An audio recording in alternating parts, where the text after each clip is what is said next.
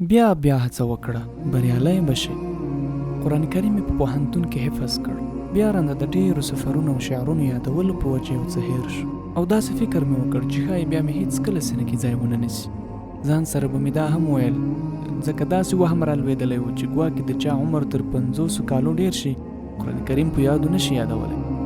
بیا مې په جده کې د شیخ موسی الجاروشه خبرې واورېدې چې ویلې دې خواته داسې سپینګیري کسان هم د قرآن کریم د یادولو لپاره راځي چې تر ما مشران، حتی 70 کلن او تر هغوی هم مشران وي.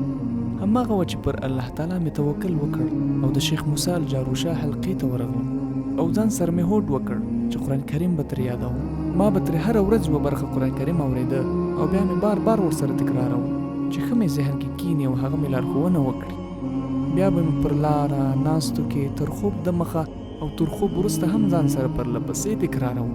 بیا د روژې میاشت کې مکې مکرمې ته ولاړم، او هلته مې تر ټولو په زړه پورې کار دا و چې قرآن کریم له سره ګردان کړم. له الله به مې سوال کاوه چې مرسته را سره وکړي. الله هم راته د قرآن کریم یادول اسانه کړل، تر دې چې ټول مې بیرته په یاد کړ. په اسانه مې ورته رجوع کولی شو او پر آیاتونو مې په ډېرې اسانۍ استدلال کولی شو. الحمدلله هلته پوه شوم چې څوک د کوم خیر کار د ترسره کولو عزم وکړي، الله تعالی یې ورته لارې پرانیزي او اسانه کوي. نو له هېڅ مبارزې مه ویرېږه، د لوړتیا هرې څوکې ته د ختلو هڅه وکړه او پر ځان د هیلې دروازې مه بندوه. یا دا چې د ناکامۍ احساس وکړي، یا دا چې ځان سره ووایه چې نه یې شم کولی. ته د الله تعالی په مرسته هر کار کولی شي او خپلې هیلې ترسره کولی شي، خو په دې شرط چې پر الله تعالی توکل وکړي او همت او عزم دې لوړ کړي.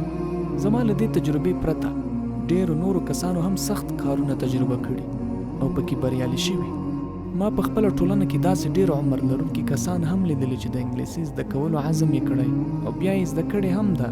د پوخ عمر یو داسې عسکر مې هم لیدلی چې فرانسې ته د یوې دورې زده کړو لپاره تللی او هلته یې ښه فرانسوي زده کړې. نو پر الله تعالی توکل وکړه، د ترسره کولو چارې دې په ګوته کړه. پر الله تعالی پوره باور او اعتماد ولره او زیری ومنه چې ژر به د لوړتیا او نیکمرغي په برخه شي.